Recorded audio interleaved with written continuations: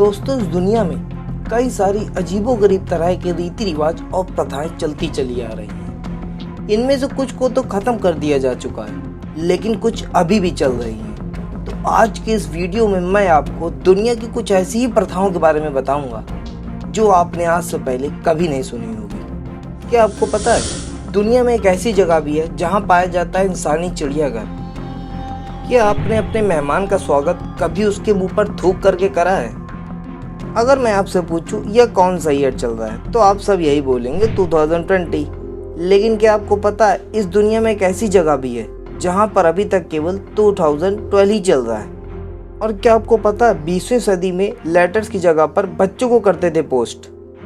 एक ऐसा इलाज जिसमें हकलाने पर जीभ को ही काट दिया जाता था। तो आइए जानते हैं इन सारे फैक्ट्स को और डिटेल में।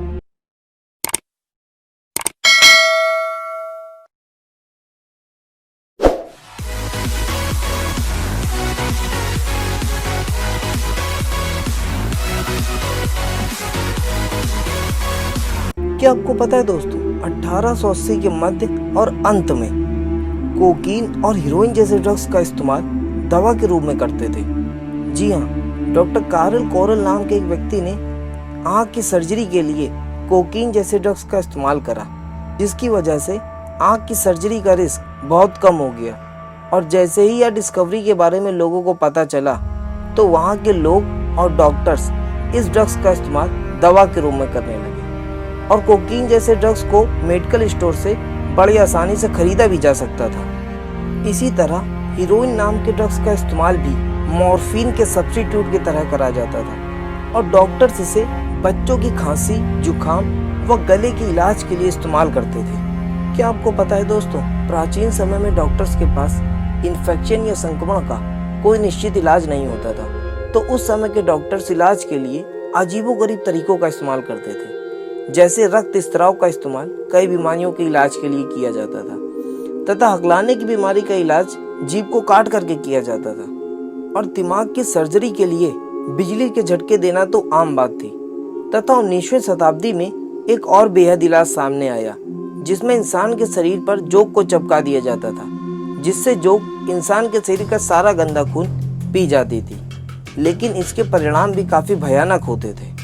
और दोस्तों, आज के इस दौर में जहां इंडिया तथा बहुत से देशों में 2020 चल रहा है, वहीं दुनिया में एक ऐसा देश भी है जहां पर अभी तक 2012 ही चल रहा है, इथियोपिया।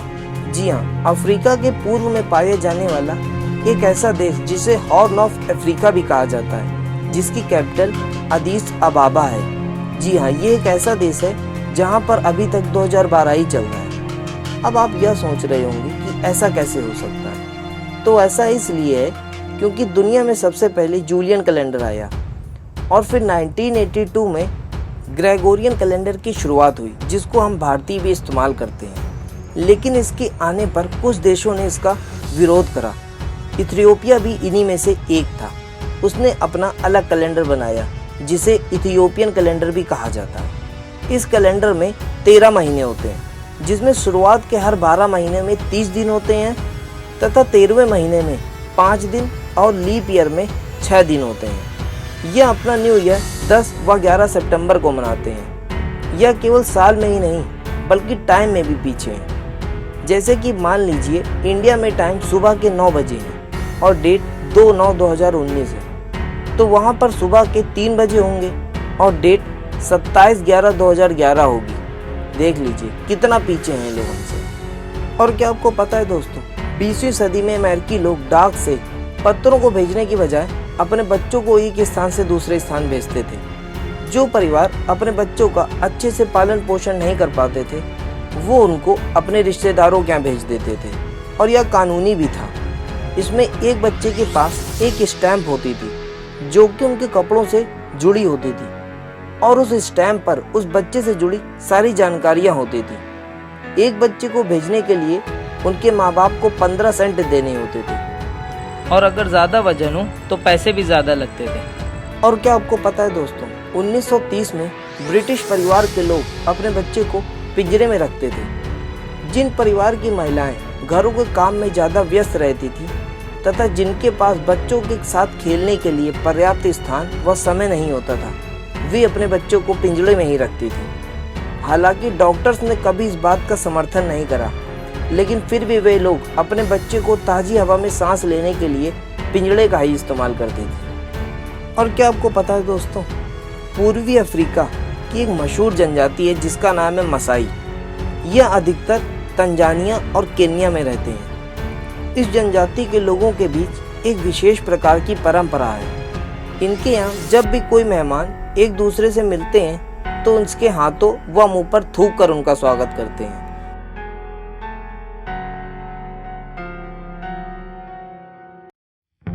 जी हाँ, वे लोग हाथ मिलाने से पहले उस पर थूकते हैं। इनके लिए लाल रंग काफी अच्छा रंग है, इसलिए इनकी पूरी जनजाति लाल रंग के कपड़े ही पहनती है तथा यह लोग पूरी तरह से जानवरों पर ही निर्भर रहते हैं। इसके लिए यह मृत लोगों के शवों को दफनाते नहीं बल्कि खुले में छोड़ देते हैं ताकि जानवर उन्हें खा सके और बाद में अपना इम्यून सिस्टम बेहतर बनाने के लिए ये उन्हीं जानवरों का ताजा खून पीते हैं और उनकी चमड़ी का प्रयोग अपने बिस्तर के रूप में करते हैं। साउथ इथियोपिया और सूडान बॉर्डर के ओमान वैली के पास एक समुदाय रहता है जिसका नाम मुर्सी है।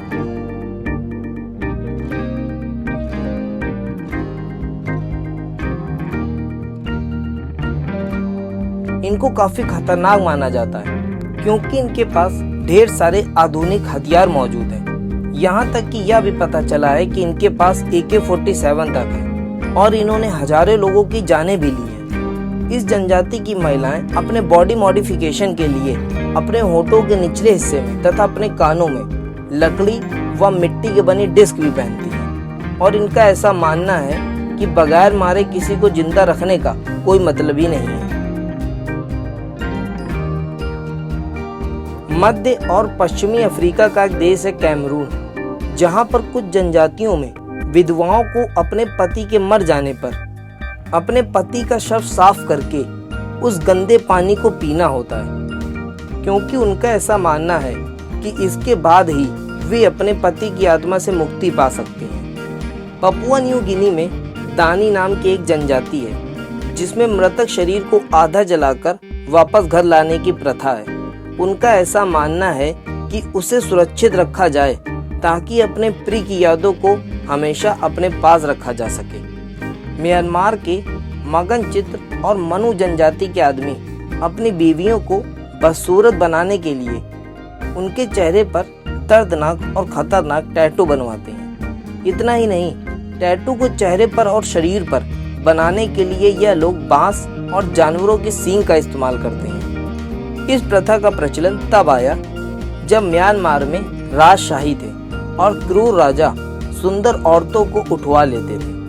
अपनी पत्नियों को इन राजा से बचाने के लिए यहाँ की जनजातियों ने यह प्रथा शुरू करी, लेकिन अब यह प्रथा काफी हद तक कम हो गई है। तो अब आते हैं दोस्तों आज के सबसे इम्पोर्टेंट पार्ट, ह्यूमन जू पर। तो क्या आपको पता है दोस्तों, 19वीं शताब्दी के अंत और 20वीं शताब्दी के प्रारंभ में यूरोपीय देशों में विशेष रूप से ग्रेट ब्रिटेन, फ्रांस और जर्मनी के कॉलोनी में रहने वाले विभिन्न जनजाति के मानवों का प्रदर्शन प्रचलित था।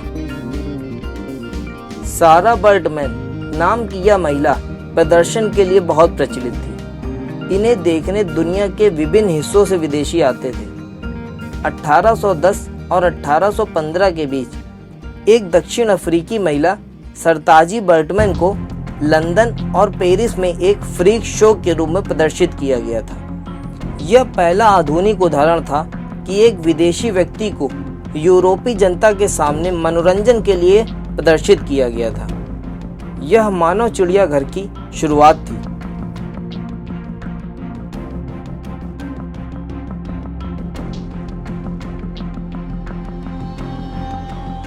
जिस तरह हम चिड़ियाघर में जानवरों के साथ फोटो खिंचाते हैं, छेड़ते हैं, खाना देते हैं, यहाँ पर भी उसी प्रकार लोग इंसानों के साथ किया करते थे। 1906 में न्यूयॉर्क के ब्रोक्स जू में प्रदर्शित एक व्यक्ति ओटा बंगा को आश्चर्यजनक रूप से विकास की एक मिसिंग लिंक के रूप में वर्णित किया गया था। हर दिन 40,000 से अधिक लोग उन्हें देखने आते थे और अक्सर भीड़ में उनका मजाक भी उड़ाया जाता था। तो यह थी ह्यूमन ज़ू की कहानी दोस्तों, जहां पर यूरोपीय लोग किस तरह पिछड़ी जनजातियों का इस्तेमाल अपने मनोरंजन के लिए किया करते थे। तो आज की कहानी बस इतनी ही थी दोस्तों। आपको इनमें से सबसे अच्छा फैक्ट्स कौन सा लगा हमें कमेंट बॉक्स में ज़रूर बताइएगा, और अगर पसंद आया है तो प्लीज़ एक लाइक ज़रूर करिएगा दोस्तों, और इसको शेयर करिए और हमारे चैनल को सब्सक्राइब करना मत भूलिएगा। Thank you for watching.